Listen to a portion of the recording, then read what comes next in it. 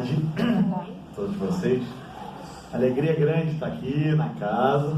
Posso já falar a minha casa com muito entusiasmo. Quero dizer a vocês todas que trabalham aqui que desde o primeiro dia que eu entrei aqui eu me senti muito bem acolhido,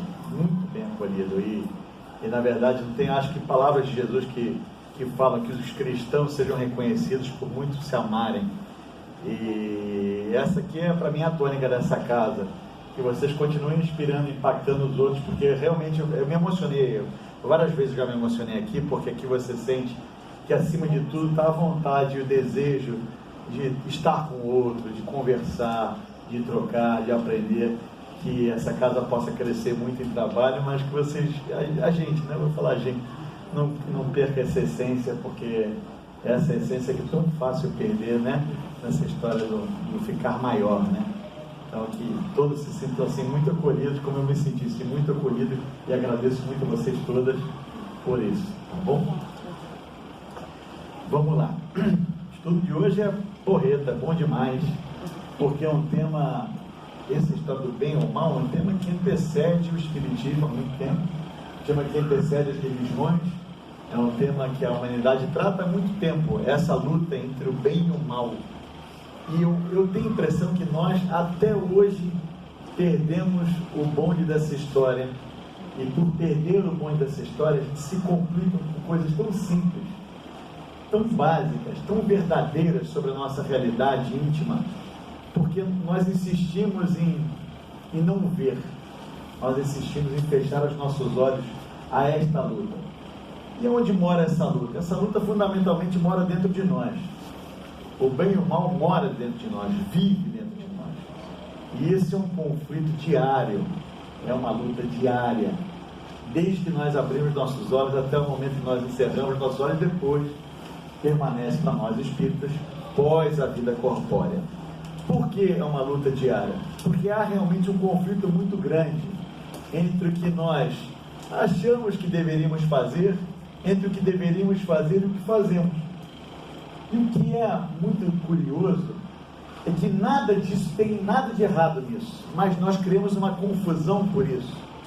Há um conflito interno, há um desequilíbrio provocado por nós acreditarmos piamente, eu não sei aonde na história da humanidade, na verdade até chuto dizer aonde, mas o importante é que nós, aonde na história da humanidade, que nós nos achamos perfeitos, onde dentro de nós só houvesse espaço para o bem. Lendo o Livro dos Espíritos, logo lendo o Livro dos Espíritos já acaba com essa hipótese, de que nós somos só o bem, de que nós somos só a luz. Eu gosto muito da palavra luz, de que somos só a luz, que somos só a consciência, porque nós estamos em elaboração. Se nós estamos em elaboração, é necessário, de alguma sorte, que as sombras vivam dentro de nós, porque a sombra a gente pode chamar também do inconsciente, como aquilo que a gente ainda nem percebe que faz e ainda faz, ou mesmo aquilo que é consciente, a sombra consciente, que é o de propósito. Mesmo esse de propósito é um mal que reside em nós, que muda à medida que nós tentamos o quê? Nos compreender, tentamos o quê? Entender a natureza, que é algo um pouco filosófico. Eu pedi um minutinho da licença de você para fazer um minuto filosófico nesse estudo, que é assim: a natureza do nosso próprio pensamento. Ao entender a natureza dos nossos próprios pensamentos, a gente entende muito da nossa própria natureza. Quando eu procuro saber o porquê aquela situação, determinada situação me irrita, eu procuro, na verdade, me entender. O que acontece é que nós, olha como a gente cria várias ilusões. A primeira ilusão, só mora o bem dentro de nós. Não é isso que está nos Espíritos. Não foi essa a mensagem cristã.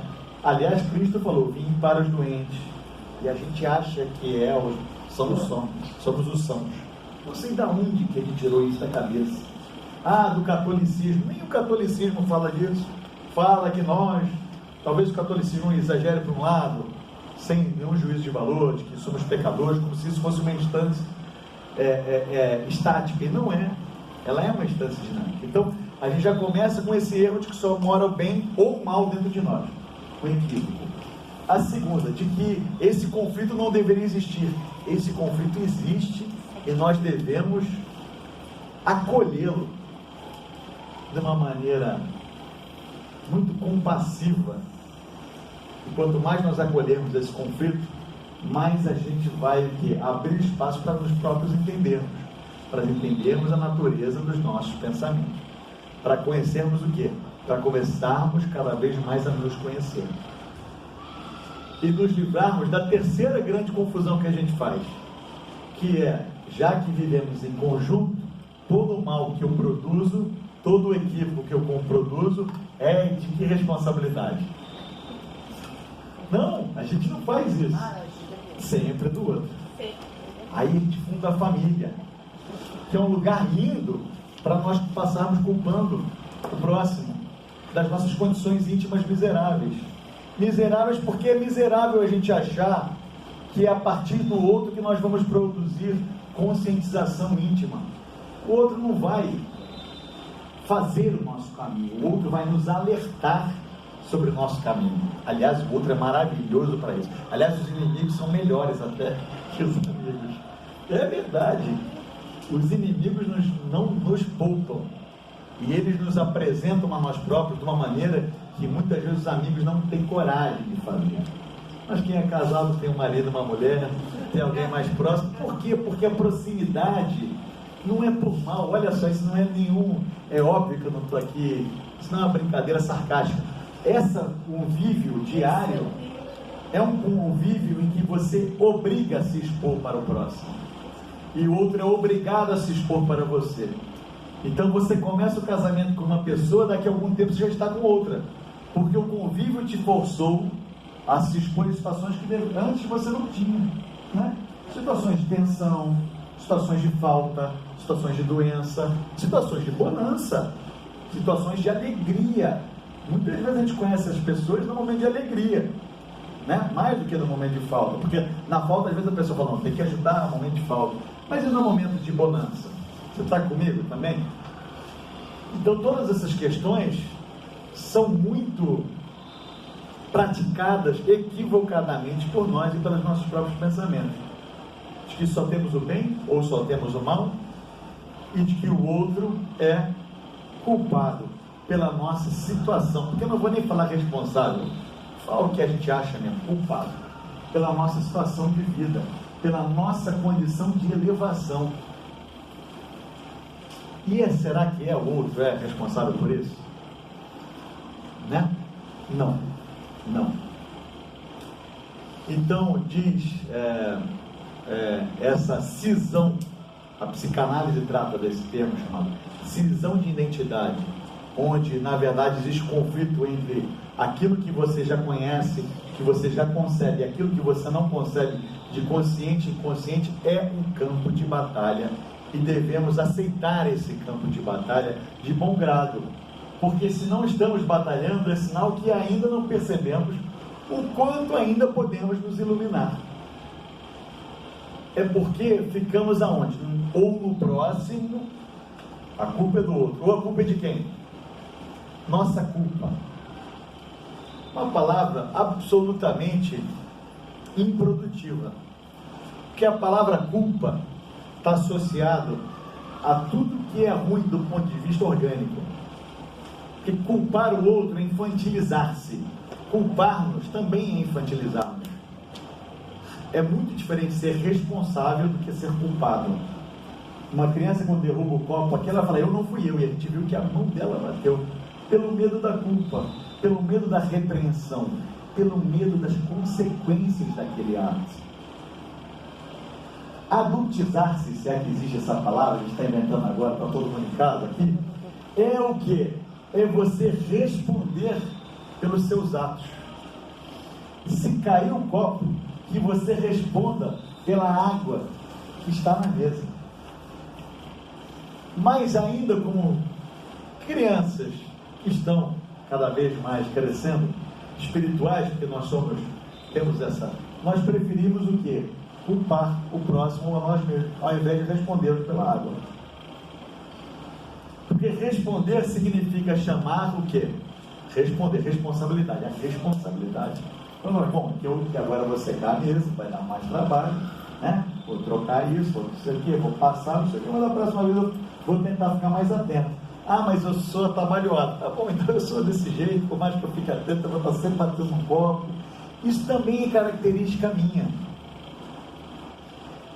E aí que entra na segunda fase do estudo. É importante que nesse processo de conhecimento a gente entenda aquilo que a gente consegue de alguma maneira atuar de uma maneira mais maleável, e quais são as coisas onde a gente tem mais rigidez mental. Há vários aspectos da nossa condição humana e emocional e espiritual onde nós temos dificuldade de atuar. Dizia Clarice Lispector, eu amo Clarice Lispector, ela fez uma carta para uma amiga dela na época que ela estava muito ruim, muito deprimida, e ela produziu muito triste. Ela falou o seguinte: minha amiga, depois eu trago essa carta para você, se quiser eu boto no grupo, eu estou esquecendo quem é a pessoa, que ela fala assim: não perca o respeito por si próprio. Olha que coisa linda, porque perder o respeito por si próprio é a pior coisa que uma pessoa pode ter na vida. Respeite até o seu pior defeito. Aí vem o brilhantismo da poetisa, porque pode ser ele que sustenta o edifício inteiro. Olha que coisa mais maravilhosa isso. É o reconhecimento que até o seu lado mais sombrio, de alguma maneira, está estruturando o seu lado de luz, porque essas coisas interexistem. A gente que lá estudou René Descartes e quer separar o bem do mal, não existe essa separação. A luz das trevas, não, porque essa é uma pessoa do bem. Basta fechar a pessoa no trânsito, bem fechado, ver a pessoa do bem, tornar a pessoa do mal. Só para dar um exemplo bem bobinho. E tem questões absolutamente mais profundas e moralmente mais profundas da pseudo-pessoa boa, que ninguém de nós somos, mas de ninguém. Então a gente tem que ficar muito à vontade. Se fôssemos pessoas do bem, nós estaríamos aqui encarnados. Somos espíritos imperfeitos, somos espíritos encarnados num planeta de provas e expiações. Então as sombras, as trevas e a ignorância moram dentro de nós. E é a partir desse exercício, como disse Antônio de Aquino, maravilhosamente, desse exercício do autoconhecimento, que a gente vai elaborando, vai dando luz a essa sombra. Vai dando luz a essa sombra.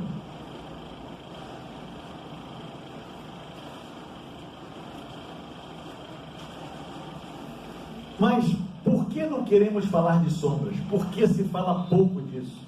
Há temas muito pouco falados na casa espírita. Sexo é um. Aliás, já fica aqui um pedido. Como se fala pouco de sexo? Para jovem, às vezes, fala pouco de sexo. Uma força tão estruturante, tão criativa, tão importante para que nós saibamos, em conhecer como que isso funciona no nosso psique, no nosso organismo, no nosso... Outra coisa que se fala muito pouco é do mal. É deste mal. Por quê? Porque ninguém quer se expor.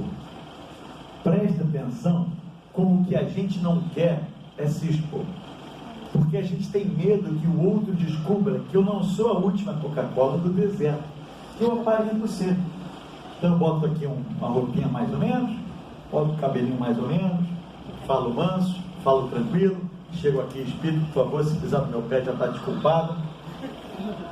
E nessa brincadeira a gente vive uma vida de proselitismo, uma vida de máscara. Eu sei que não é a proposta dessa casa, pelo contrário, comecei aqui falando, foi essa coisa tão autêntica, tão genuína que me encantou aqui nessa casa, sabe? Lá no estudo da Gênesis, dos que eu participo, é tão gostosa aquela horizontalidade de conhecimento, tão gostoso aquelas brincadeiras, sabe? Aquela coisa infantil me encanta, porque na hora que a gente perde a criança dentro de nós, a gente perde a capacidade de ser curioso, perde a capacidade de aprender, perde a capacidade de surpreender, e aí a gente envelhece mesmo, aí a gente morre dentro de nós, quando a gente perde essa criança. Eu acho que fico encantado com as brincadeiras, com o francês, tão bem falado aqui pela Márcia, enfim, Márcia, estamos em casa, isso aí, muito bem, enfim. Porque a gente tem medo de se expor para o próximo. E às vezes a gente não se expõe dentro de casa. Porque os homens, alguém falou para os homens, você não pode chorar, você precisa ser forte, você não pode se fragilizar, você não pode nada disso. E engole o choro. engole o choro, gente. Até muito pouco tempo atrás, a orientação era engole o choro. Cara, engole o choro é o maior serviço que alguém pode fazer para uma criança. Que ele engula suas emoções e digira sozinho. Porque o mundo não vai ter tempo para você. E aí a gente já fez muito isso. Ou se não fez, escutou, e se não escutou, viu. E as meninas do outro lado, o masculino e o feminino, no meio de tanta gente vendo e olhando e comparando, e muitas vezes numa competição, não, é melhor eu não falar aquilo que me falta, porque isso pode ser um ponto fraco, porque amanhã a pessoa pode usar contra mim, porque, enfim, isso também tem no masculino como vice-versa, enfim, sem querer categorizar meninos e meninas. Mas a gente, como ser humano, perde muito tempo não expondo as nossas fragilidades como se não tivéssemos. Só quer apresentar a face boa. Aí sabe o que acontece? Desilusão, como diria Paulinho da Viola. Desilusão, meu amor. O que acontece? Desilusão, assim acontece numa empresa. Você vai numa entrevista, tudo lindo, começa a trabalhar no inferno. Por quê? Porque só falou a parte boa. Começa uma relação. Tudo que eu sei fazer eu falo, mas o que eu não sei eu não falo. Vai descobrir depois. Depois vai descobrir. Depois vai descobrir desilusão. Não é isso? Por que será que a gente tem... E é muito bonito, não percam esse vídeo, é um vídeo imperdível. É um best-seller nos Estados Unidos chamada Brené Brown, uma menina que fala sobre vulnerabilidade. Ela tem um vídeo no YouTube de mais de 18 milhões de views. Ela fez um TED Talks, que é também uma série incrível, falando sobre o poder da vulnerabilidade. Ela fez um estudo de anos, ela é uma PhD, fez um estudo de anos dizendo o seguinte: enquanto o ser humano não entra em contato com aquilo que é vulnerável dentro de si, ele não entra em contato consigo. Porque no lugar onde há raiva e medo, e a vulnerabilidade é isso, né? Eu estou vulnerável, portanto quero proteger para que as pessoas não me ataquem. É neste mesmo lugar em que há o amor, que há a alegria, que há a felicidade. É em contato com o que é real, com o que é possível de nós próprios. Mas nós insistimos em sermos padres e freiras do passado e só aparentamos aquilo que queremos aparentar. Quando na verdade já sabemos, porque todo mundo aqui já tem cabelo branco suficiente para saber que não tem nenhum padre e freira nessa sala. Nem encarnar nem desencarnar. Vocês desencarnaram também estão no mesmo lugar que a gente, que estão aqui escutando a palestra que nem a gente. Então, por que nós insistimos tanto nessa projeção? Por medo. Porque coragem, e aí ela estuda as pessoas ditas entusiasmadas, e ela fala, essas pessoas têm algumas características. Eu não vou fazer o spoiler do vídeo, porque o vídeo é incrível, vocês precisam assistir, e leiam o livro quem puder. Ela fala o seguinte: as pessoas que têm coragem de serem perfeitas são muito mais felizes. Coragem de serem perfeitos. E eu acho que tem tudo a ver com o estudo de hoje do bem e o mal, porque bem ou mal, o bem exige a coragem de entrar em contato com o mal. Por que Jesus só andava com os ladrões? Por que Jesus só andava com as prostitutas? Por que Jesus só andava com os doentes? Porque dentro da bondade dele, do entendimento dele, aquilo não o tornava menor. Pelo contrário, aquilo o tornava servidor. Servidor. Então por que a gente não quer colocar as nossas qualidades em serviço às nossas dificuldades? Por quê? Por que queremos ser tão impiedosos com nós próprios? Porque isso é uma impiedade, é uma maneira, é uma rigidez. Por que não queremos compaixão para conosco mesmo? E principalmente para com o próximo.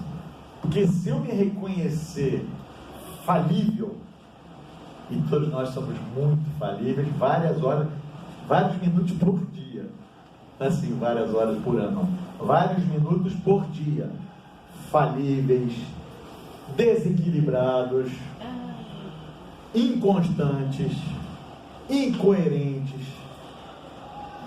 E isso faz parte da nossa natureza espiritual.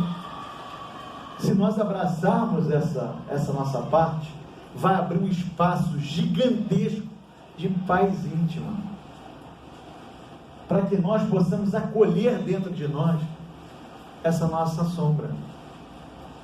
mas não de maneira desculpista, nem de maneira preguiçosa, pelo contrário, de maneira ativa. E vai abrir para mim o segundo espaço, que é ainda mais bonito que o primeiro. O espaço de quê? Quem arrisca?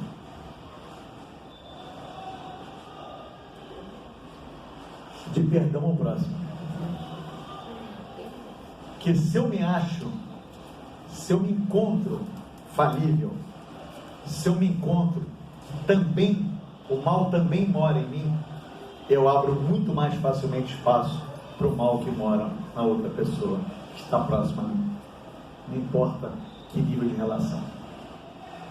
E os familiares são sempre mais difíceis. Quem lê o Doutrina Espírita sabe que os compromissos familiares são sempre dos mais difíceis. Aqui não é família Doriana, Margarida Doriana, aqui é família Relação, CLT, carteira de trabalho, azulzinha, barra lá, né? Então,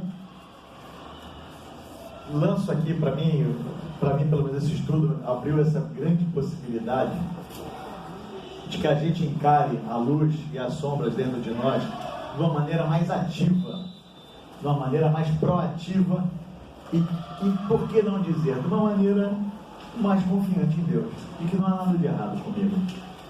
Não tem nada de errado, com defeito de fábrica, porque eu sou compulsivo com determinada comportamento. Parabéns, se junta todo mundo aqui compulsivo, é uma sorte. A compulsão e a repetição é muito próximo ao nosso estágio espiritual, emocional, psicológico. Às vezes a gente troca compulsão, fala, eu larguei de fumar, mas agora eu corro 200 km por dia, até estourar meu joelho, porque trocou de compulsão. Que bom que largou o cigarro, que bom que está correndo. Mas a questão é da compulsão. E é a questão que precisa ser trabalhada. E que bom que eu estou me percebendo compulsivo, porque assim eu consigo trabalhar minha compulsão. Só depois que eu localizo é que eu consigo trabalhar. Enquanto eu não localizo, a Márcia está rindo. Se você souber que a Márcia está rindo aqui, ô Márcia, eu vou falar em francês agora aí para você parar de rir um pouquinho, viu? É que eu já não estou mais no francês, agora eu estou no espanhol. Está no espanhol, tá bom. Já foi, já passou. Mudou a língua. Tá bom, tá ótimo. Pessoal, até aqui tudo bem? Olha como se abre um capítulo, olha como a doutrina é incrível, né? Olha como se abre um capítulo pessoal muito importante dentro de nós, para que a gente revisite essa questão do mal. Então vamos voltar aqui, a gente tem os últimos 20 minutinhos para o texto assim, do Livro dos Espíritos, que aí é mais técnico mesmo, nos ajuda aqui a pensar. Vamos lá, pergunta 638. O mal parece algumas vezes ser uma consequência da força das coisas. Porque parece, né? Tem uma força. Paulo de Tarso, o que Paulo falava? Porque eu não faço. Porque eu não faço o bem que eu gostaria, mas o mal que eu não gostaria eu ainda faço. Paulo de Tarso, para todo mundo ficar bem calminho, sair aqui bem relax. Paulo, o apóstolo, o grande doutrinador do cristianismo, esse homem incrível. Vocês já viram o filme dele, Paulo? Já. Quem não vê também, bota na lista lá. Vulnerabilidade, René Brown e Paulo, o apóstolo, esse último filme lançado dele. Já traz um Gatorade que vai chorar, vai desidratar. O livro, você não chora. O livro é lindo, o filme. O filme mostra os últimos momentos de Paulo, já preso em Roma, quando Lucas vai escrever as epístolas com ele, porque descobre que ele deixou só a tradição moral e que nada ficaria escrito na morte dele. Aí Lucas consegue, por Paulo ser romano, entrar na prisão todo dia e anotar as histórias de Paulo. O filme é lindíssimo. O final, então, mostra um homem que decididamente faz o bem, até as últimas consequências. contar um episódio. Tem uma hora que os cristãos invadem a prisão para libertar ele, que estão muito temerosos com o destino dele. Ele falou: não vou fugir, estaria contra a lei fugindo, eu vou ficar. Você imagina que é responsabilidade, né? A gente falou de responsabilidade. Responde pelos seus atos. Ele não tem medo da morte, ele não tem medo, porque ele sabia da missão dele, né? Incrível, né? Viajei aqui, vamos voltar. Então é, por exemplo, em certos casos, a necessidade de destruição até do seu semelhante. Pode-se dizer então que haja prevaricação à lei de Deus sobre o mal? Os Espíritos respondem muito inteligentemente: embora necessário, o mal não deixa de ser o mal. Então, para aquela história, já que o mal precisa de destruição é importante, o mal é ignorância. A ignorância sempre é ignorância, né? Não tem contemporização. Essa necessidade desaparece, porém, à medida que a alma se conhece, se depura, se conscientiza.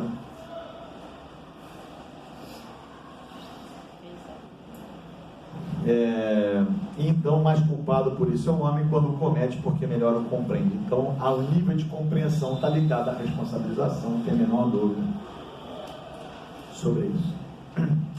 639, gente. O mal que se comete não é, com frequência, o resultado da posição que nos colocam os outros homens, e neste caso, quem são os mais culpados? Porque tem essa história, né? Você está numa situação onde a ignorância ali é tomada. Aí ele fala: quem é a mais responsável nesse momento? A responsabilidade recai sobre o seu causador, né?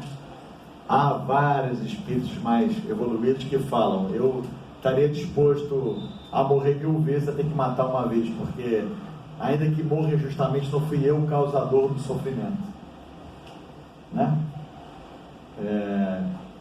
Agora não vou saber dizer que vulto de espírito que passou por um assalto e fala exatamente isso para o assaltante. Fala que eu não seja instrumento de resgate a esse espírito que está aqui comigo, e que ele não cometa. Quer dizer, ele orou, foi incrível, né? Não é por ele, né? Ele orou para que aquele homem não errasse naquele momento, porque senão ele seria, né? Causador. Assim, o homem que é levado a praticar o mal pela posição em que seus semelhantes o colocam é menos culpado que aqueles que o causaram. A responsabilização. Aí está ligado com conscientização, está ligado tia Vera Simões, fundadora do Rita de Cássia, querida Vera Simões, que espírito. Ela falava o seguinte: a pessoa que nasce na comunidade, que não estuda, que não se e não se envolve no crime, ela falou: é santo. Pode, ela falava mesmo, é santo. Porque essa pessoa tem em si uma certeza absoluta tão grande que pode dizer: essa pessoa está muito madura espiritualmente, muito madura. Porque às vezes a condição externa é tão... A família não é estruturada, passa por dificuldade financeira, tem um exemplo dentro de casa de agressão e violência, não tem estudo, está num ambiente que é pernóstico.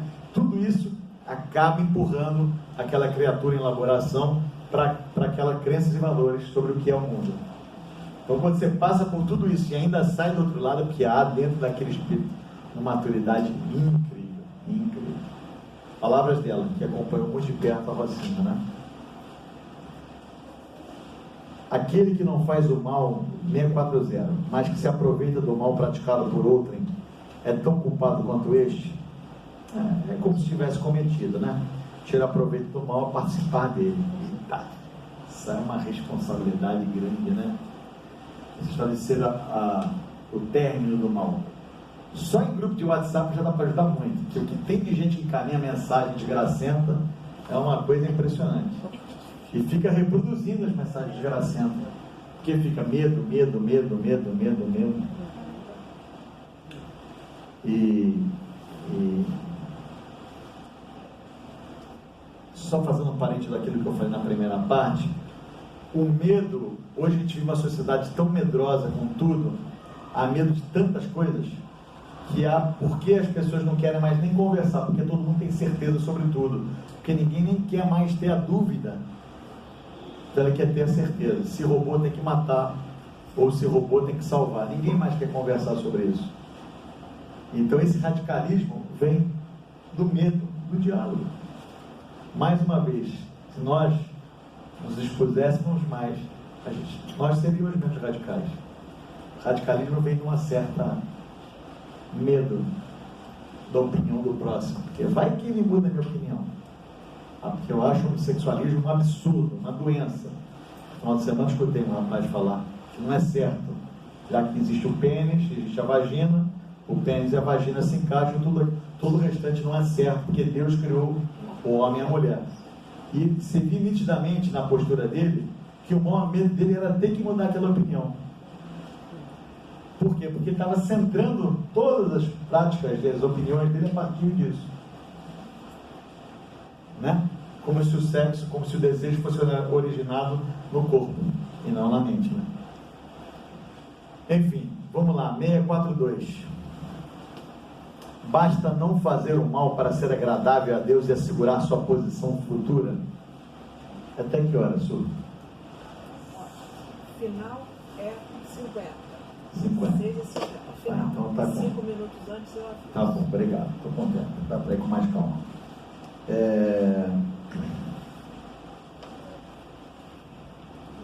Basta não fazer o mal para... Essa aqui é uma resposta que todo espírita sabe, né?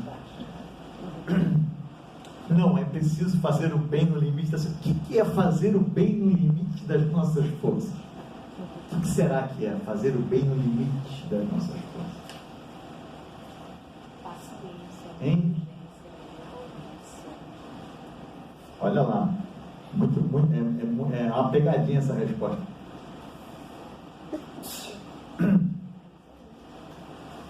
Fazer o bem no limite das nossas forças, para mim, é o esforço de estar inteiro no que se faz. O problema é que a gente está normalmente muito fragmentado de tudo que faz. E por estar tão fragmentado, você como não aproveitasse as coisas na sua inteireza, né? E aí, por não aproveitar, você não está no limite das suas forças, está fora de foco, né? Quantas situações da vida, e aqui eu não preciso ficar enumerando, está todo mundo garantindo, nós buscamos fugas para aguentar aquela situação.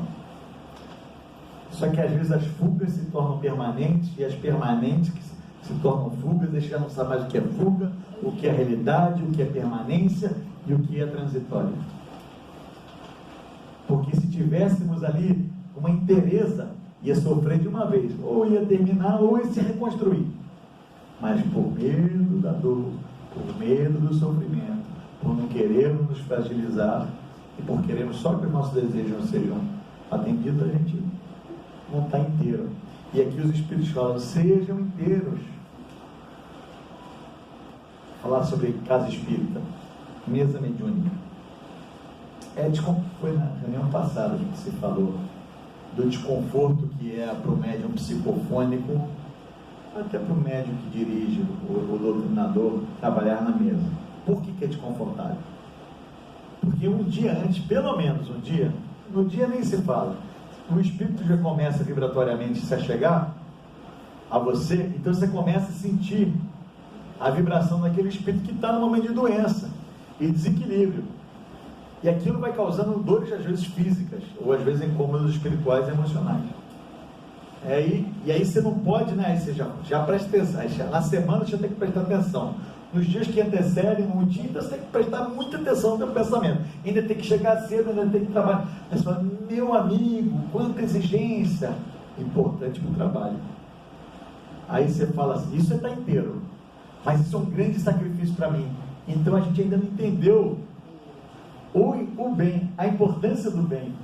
Porque os Espíritos falam, o que é para você 2 dias de sofrimento, para você ajudar, às vezes os Espíritos estão séculos obsediados ou obsessores. Né? Tratamento espiritual, passos de tratamento. A seriedade que se entra num salão de passo de tratamento é como se entra num centro cirúrgico. Os mecanismos, os espíritos, todo fluidicamente aquilo ali está tão preparado para aquele momento, que a solenidade da entrada A gente precisa estar imbuído disso. Aí já entra a minha conta da Light, não paguei hoje. Mas não há nada de errado com isso, mas é para que a gente aprenda.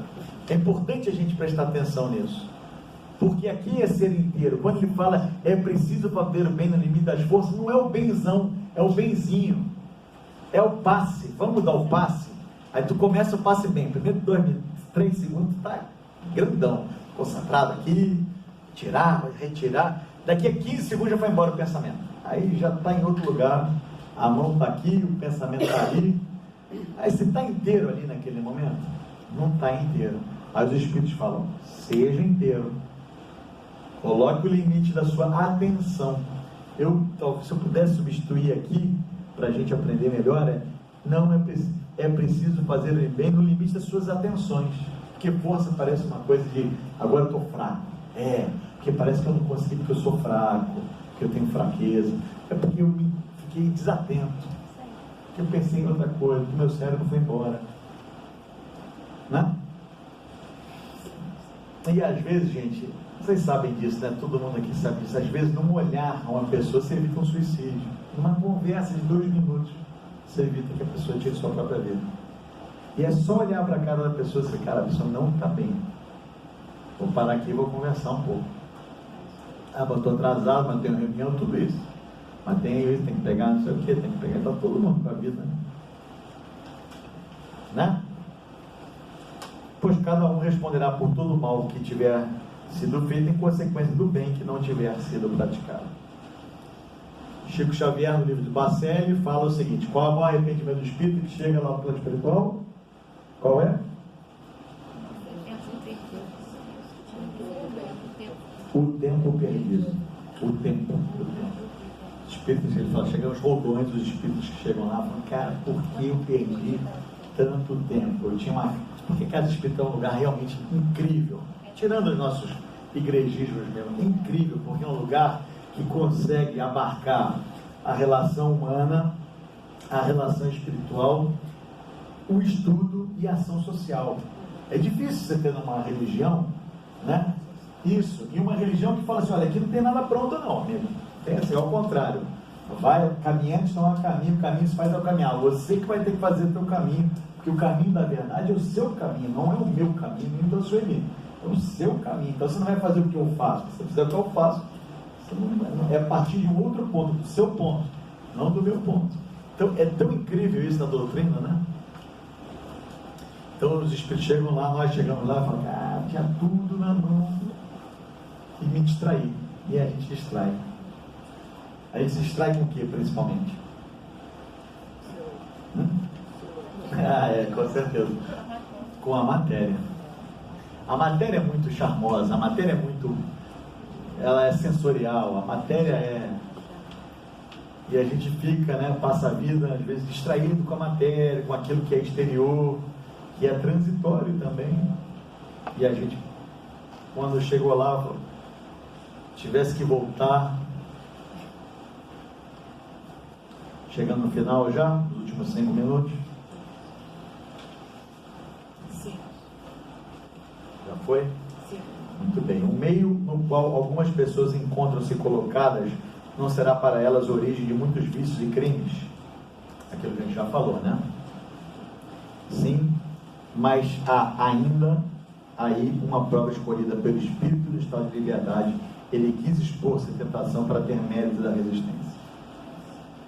Você imagina, eu gosto de falar dele porque eu acho incrível, é um homem público, né? O que o Joaquim Barbosa, né? O nosso presidente, ex-presidente da STF, né? Filho de estudou na escola pública, a mãe dele trabalhava com faxina, e ele foi um rapaz que conseguiu, a partir do esforço próprio dele, chegar do ponto de vista humano num lugar que muitas pessoas na área dele destacam, né? É cultura, etc. Assim, é um lugar, né? Incrível isso, né? Você imagina o mérito da resistência de luta desse homem, né? Num país onde há tanto preconceito contra os negros, ele é um homem negro e, né, chegou de uma maneira tão brilhante ali, né? As 2 últimas perguntas, que eu só vou até 647. Quando o homem se encontra, de certa forma, mergulhado na atmosfera do vício, o mal não se torna para ele um arrastamento quase irresistível? Aí ele falou, arrastamento sim. Irresistível não. Irresistível não. Mas aí vocês vão perguntar assim, mas para nós muitas vezes é irresistível, porque nós repetimos a mesma lição. Quantos de nós não repetem a mesma lição? Se equivoca, se arrepende, aí fala, agora eu me fortaleci, agora esse errão aqui eu não erro, na próxima esquina de novo. E porque dentro de nós há esse automatismo, a gente precisa desautomatizar. Por isso que disse Emmanuel, de uma maneira mais incrível de todas, a disciplina antecede a espontaneidade. Quando você sabe que você vai se enrolar, fala logo não, foge, sai, vai embora, sai. Porque se você der corda, você vai cair. Vai cair naquela própria esparrela que você mesmo criou para você. Então a disciplina muitas vezes é contenção. Ah, mas eu ainda desejo, não importa. Mas você já contém, já é um passo. Já é um passo. Ah, mas não é o ideal. É o que é possível se fazer. Aí a gente volta um pouco naquela primeira página. Sem perfeccionismo, é o que é possível fazer. Porque eu sei que se eu fumar um, eu vou fumar tantos. Eu estou falando cigarro, só para dar um exemplo, os vícios morais são muito piores que os vícios físicos, mas muito piores. Antes fumasse, comesse carne, bebesse e não tivesse os vícios morais. São muito mais graves e produzem muito mais desarmonia do que os físicos. E para terminar essa pergunta que eu acho lindíssima, um poema, essa 647, toda a lei de Deus está contida na máxima do amor ao próximo, ensinada por Jesus. Aí eles falam, certamente essa máxima encerra todos os deveres dos homens entre si, porém é necessário mostrar-lhes a aplicação. Como encerra a mensagem de Antônio de Aquino, que ele fala de uma maneira tão brilhante aqui no penúltimo parágrafo, que ele fala o seguinte: busquemos, pois, a evolução, o trabalho do bem, façamos todo o bem possível ao alcance das nossas mãos, para que possamos dizer, além de conhecer, pratico o bem. Que se não houver prática, há uma dissonância cognitiva, só ficamos aqui no mundo do intelecto. Então é importante praticar, testemunhar. O Evangelho fala de testemunhar, eu adoro essa palavra, testemunhar, que é o momento que o bicho pega, para ver se aquilo que estudou está na prática, né? Está na prática. E para encerrar, que nós façamos o bem que esteja ao nosso alcance, não é para fazer todo o bem do mundo, sem salvacionismo, não somos deuses, não somos criaturas iluminadas, não somos avatares da humanidade. É o bem que está ao nosso alcance, é o próximo mais próximo, é o próximo que passa por nós, é o cara do condomínio, é o nosso irmão que a gente não fala muito bem, é o nosso enteado, é o nosso filho, é o nosso pai, é a nossa mãe, é o nosso esposo, é o nosso marido, nosso chefe, não importa. Quem é que esteja ao nosso redor, que de alguma maneira, com a nossa mudança, se beneficiará desta mudança nossa, e não queremos mudar o outro, né? Alterar o outro, na verdade é conhecer-se. Ao conhecer-se, a gente vai, né, ser uma pessoa diferente, e né, nessa relação a gente pode mudar tudo. Tá bom, gente? Muito obrigado, um prazer muito grande estar com vocês, que a gente possa estar junto ainda em muitos estudos e que a gente possa estar, acima de tudo, muito junto em muitos trabalhos. Afinal, é o que disse o Evangelho de hoje, que a gente possa arregaçar as mangas e trabalhar com o que a gente é, como a gente é, com o que a gente tem, porque os 12 apóstolos eram pessoas, ainda que já tocadas, extremamente normais, com suas qualidades e com seus defeitos. E Mestre Jesus tornou 12 apóstolos, os apóstolos, na verdade, né, grandes apóstolos.